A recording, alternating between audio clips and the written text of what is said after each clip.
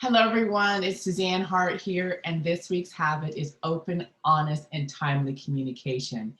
This is such a powerful habit because it really begins to frame what we consistently put into the world. I want you to think about that, what we speak into existence.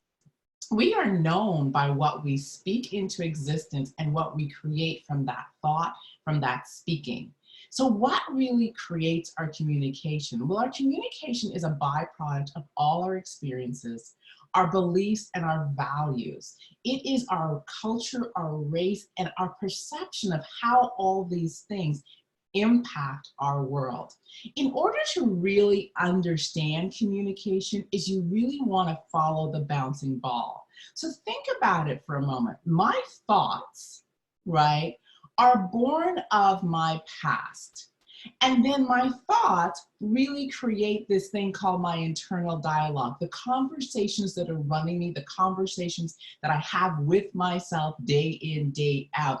Even when I'm aware, they are running in the background. But those two put together often creates what I speak into existence, how I communicate in the world.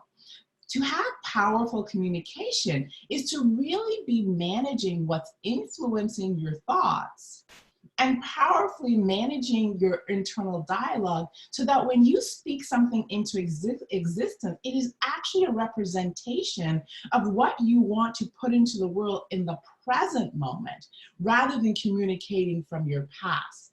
Now, a big other part of communication is our ability to listen, because oftentimes people think that your communication is talking, and yes, that's part of it, but our communication is a two-way process. It is my ability to listen, and not just to listen to hear words, but to listen from the perspective as I truly want to understand the perception of another person. In other words, I want to understand how you truly see and interpret the world.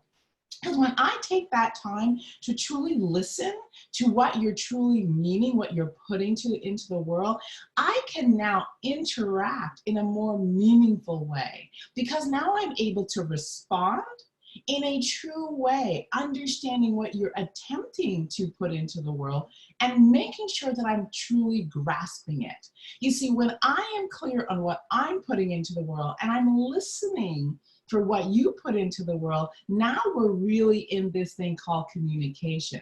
Now, what keeps communication open? Communication stays open when I am not a right fighter, when I am not so attached to my perception of the world that I'm not open to listening and receiving your information.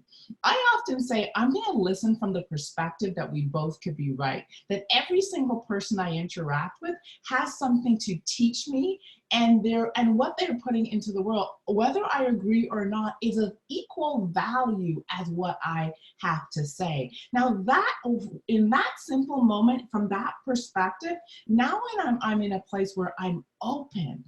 And you see, when two people who are open-minded sit down and truly communicate, magic happens. Because in the interplay of me receiving your point of view and you open to receiving my point of view, something better is often created. It is the synergy between the two, and some new idea is often birthed. So what I want to leave you with this week is, are you truly communicating?